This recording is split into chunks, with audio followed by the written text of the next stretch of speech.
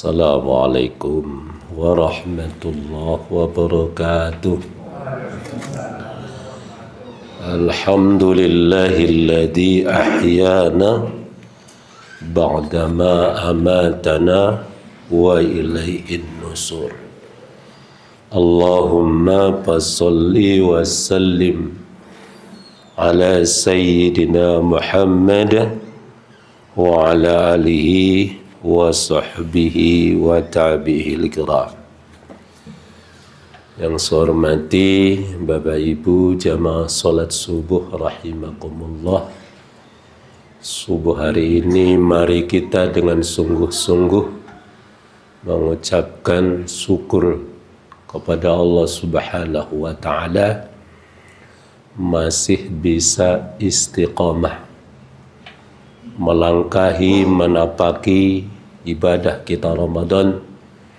Mudah-mudahan kita berdoa semua diberi Allah sehat walafiat, bisa melaksanakan ibadah dengan secara sempurna.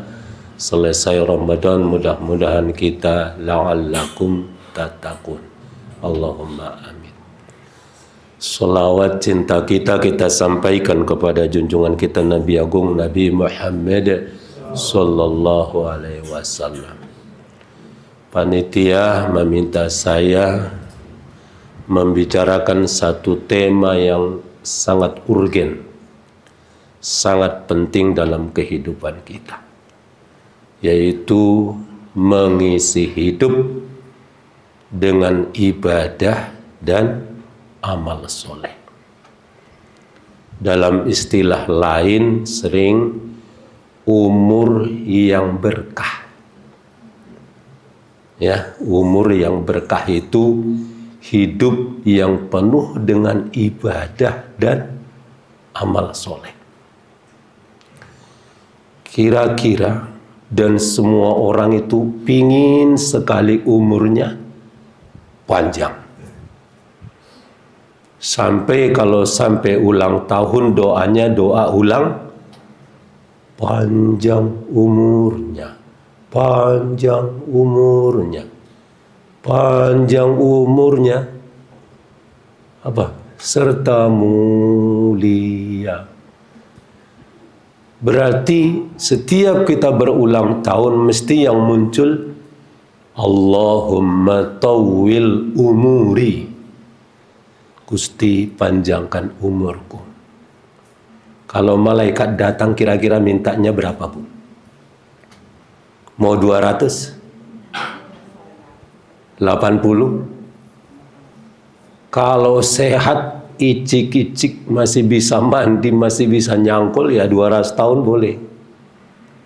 Tapi kalau 6 tahun sakit-sakitan, tiap hari ngurus BPJS, absen ke rumah sakit 2 kali, ya itu kasihan putranya. Maka kalau doa itu jangan hanya panjang umur. Berikan aku panjang umur, sehat walafiat, semangat beribadah. Kira-kira doa kita ini pengaruh enggak? Ya Allah ya Rabbi panjangkan umurku, pengaruh enggak itu? Bisa berubah enggak itu? Kan dulu waktu ibu menghamili kami, kerasa enggak malaikat datang? Usia 4 bulan anak di dalam rahim ibu datang malaikat menentukan takdir tentang umur. Udah ditentukan. Jodohnya. Apalagi rezekinya bahagia apa susah. Ya. Pertanyaan ini para tokoh ulama menjawab 2. Yang satu mengatakan doa kita itu berpengaruh.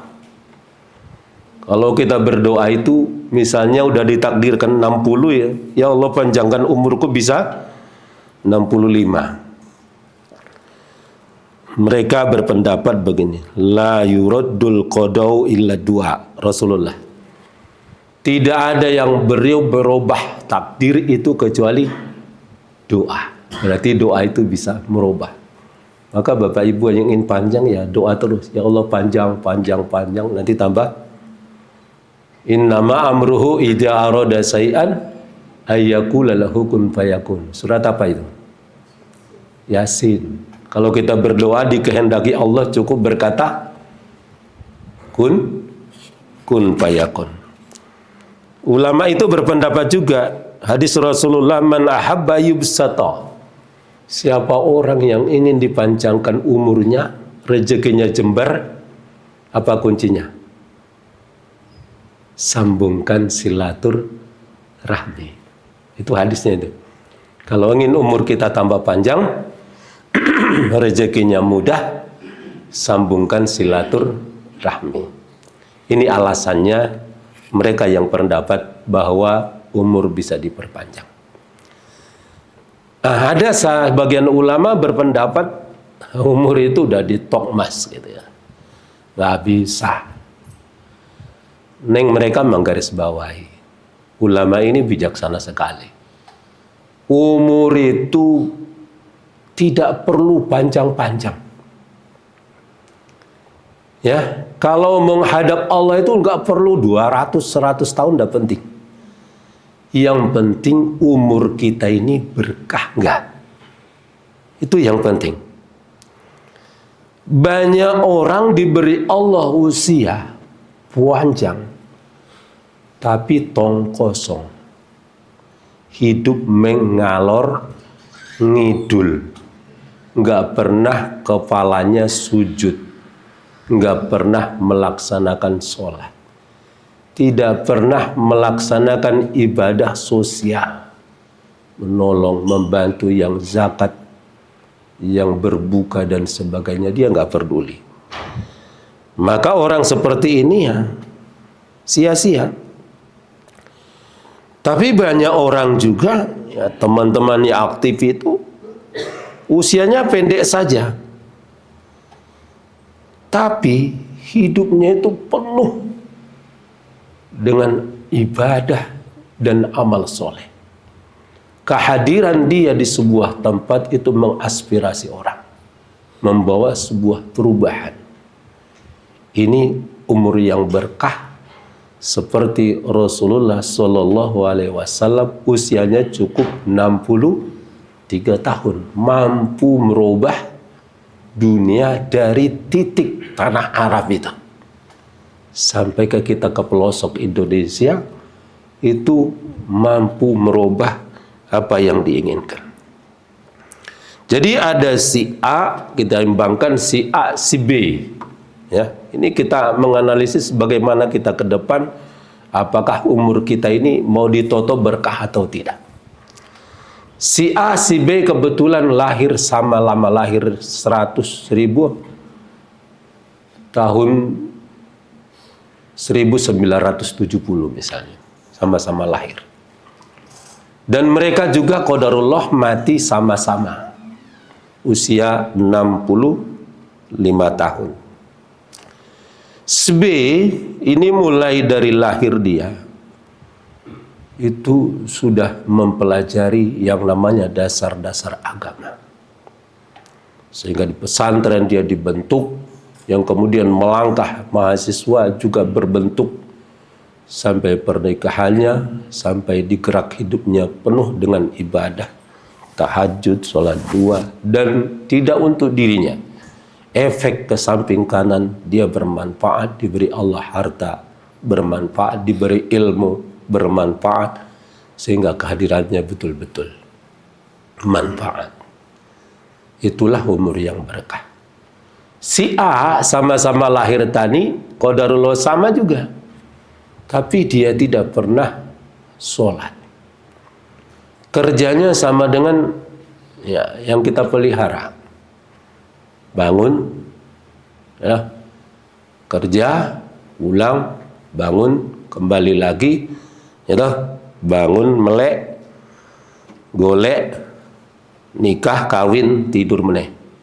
Itu terus yang dikerjakan. Jadi Bapak Ibu, kita tidak perlu, usia itu bukan kuantitas 100, 200, bukan. Tetapi yang kita perlu evaluasi adalah umur kita itu disebut panjang walaupun itu 50 tahun, tapi berkualitas, di situ ada ibadahnya, di situ ada manfaatnya bagi orang lain. Gajah mati meninggalkan gading, harimau mati meninggalkan belang, suami mati meninggalkan janda. Keliru nawi, yang ketiga itu keliru. Manusia mati meninggalkan jasa, bukan jajan. Meninggalkan jasa, kenangan gitu loh, catatan amal baik. Boy, si anu kemarin meninggal itu ya, sampai ke belakang pun masih ingat namanya. Kita dengarkan pendapat seorang ulama. Ini yang penting, intinya di sini. Al barakatu fi umri laisa bituliz zaman wa kasirul lail wan nahar. Barokahnya umurmu bukan jumlah tahun yang banyak yang engkau lalui, kata beliau, tapi barokahnya umurmu itu dilihat dari 4 hal. Mari kita catat karena ini langkah ke depan, ya masih ada waktu untuk bertaubat dan menata diri. Kata beliau, orang yang berkah hidupnya itu ada 4. Hidupnya selalu mendapat inayah. Yang kedua, selalu mendapat hidayah. Yang ketiga, selalu mendapat taufik. Yang keempat, selalu qabulil amal. Yang pertama, kita rasakan apakah kita termasuk berkah. Orang yang inayah itu hidupnya selalu diberi pertolongan oleh Allah agar hidupnya mudah melakukan ibadah. Kondisi-kondisi apapun dimudahkan. Sampai yang tersulit pun dimudahkan dia. Maka wasta'inu bis-sabri was-shalah. Kita untuk memulai ke sini, mulailah dari solat yang sabar. Mau membuka amal berkah yang pertama ini, siapapun istiqomah dulu 1. Solat wajib. Nanti setahun sholat wajib, kalau istiqomah dipelajari, nyabang itu amal. Menjadi sholat qobliyah ba'diyah. Istiqomah lagi itu nanti bulan berikutnya nyabang ke tahajud. Berikutnya nyabang lagi. Dan terus ke amal-amal yang lain. Jadi syaratnya adalah dia banyak melaksanakan sholat, dia akan mendapatkan hidayah. Yang kedua, orang mendapatkan inayah. Yang kedua, orang yang mendapat hidayah. Dalam hidupnya itu selalu diberi Allah petunjuk. Koi rene loh, ya. Pesantren, berpesantren nanti ke sini, ini terus nikah dengan ini. Maka orang-orang ini selalu mendapatkan hidayah. Dan seluruh kesulitan yang dihadapi selalu mendapatkan hidayah. Amalnya untuk mendapatkan hidayah, orang harus mulai memahami Al-Quran. Siapapun di antara kita, anak kita mau mudah hidupnya, mulailah akrab dengan Al-Quran. Banyak-banyak membaca Al-Quran, syukur-syukur paham dengan Al-Quran. Syahrul Ramadan alladzi unzila fihil Quran. Bulan Ramadan diturunkan Al-Quran. Makanya kita mulai dari Ramadan itu amal paling indah itu adalah baca Quran. Orang yang puasa tidak dengan Al-Quran, dia tidak akan mendapatkan hidayah. Puasanya sah, tapi habis Ramadan kerjaannya jalan di tempat. Tapi puasa dia ibadahnya ditingkatkan, Al-Qurannya ditingkatkan.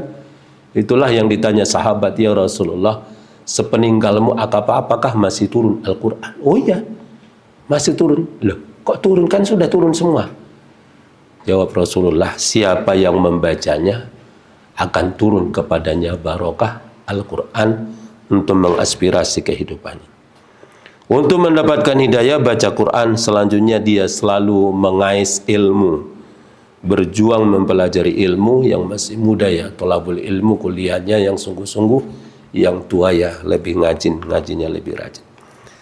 Yang ketiga, orang yang mendapatkan hidup yang berkah itu adalah yang mendapatkan taufik. Taufik itu hidung itu seperti hidung kita dibolongi seperti sapi gitu. Malaikat itu menggiring kita terus dibingkai hidupnya. Koyo ojo kanan ke kiri, nengko ngene kanan kiri gitu.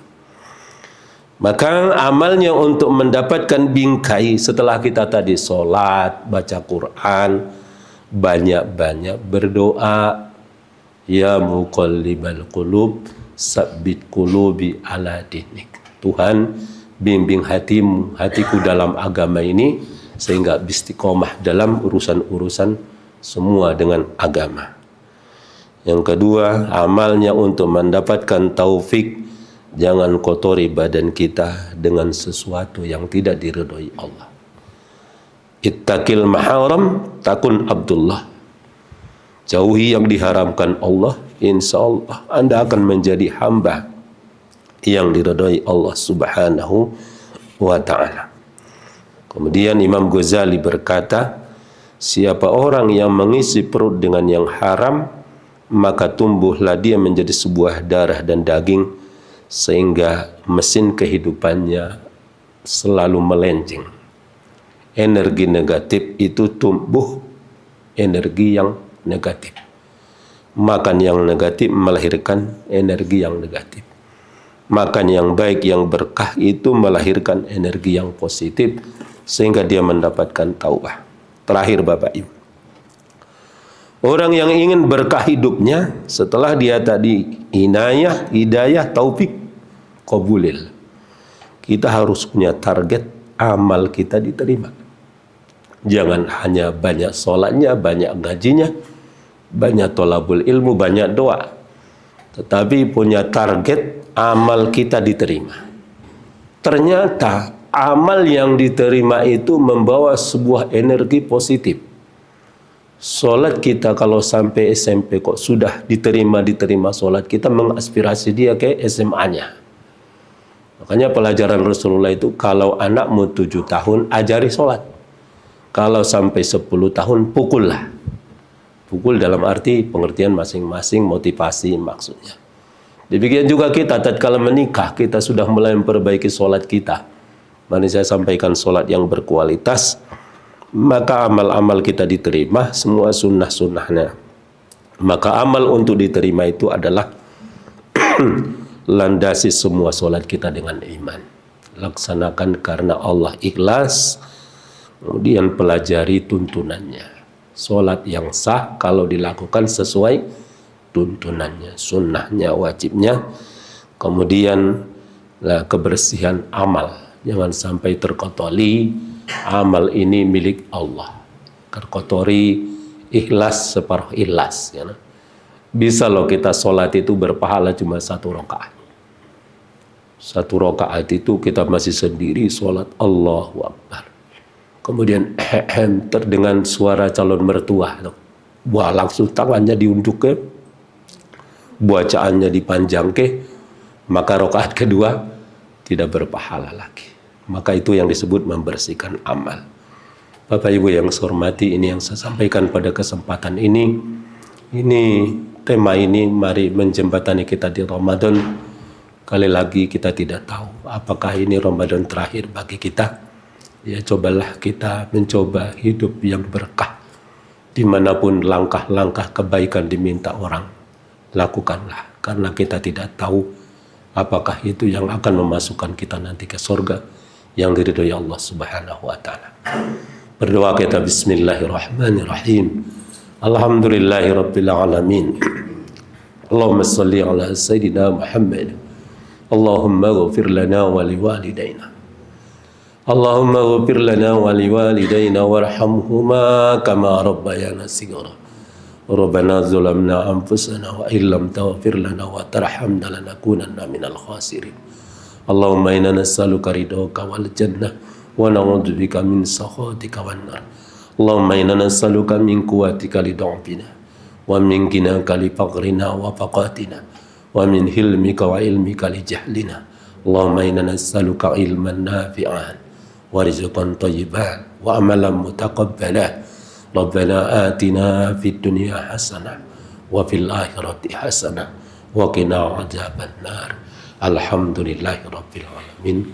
Assalamualaikum warahmatullahi wabarakatuh.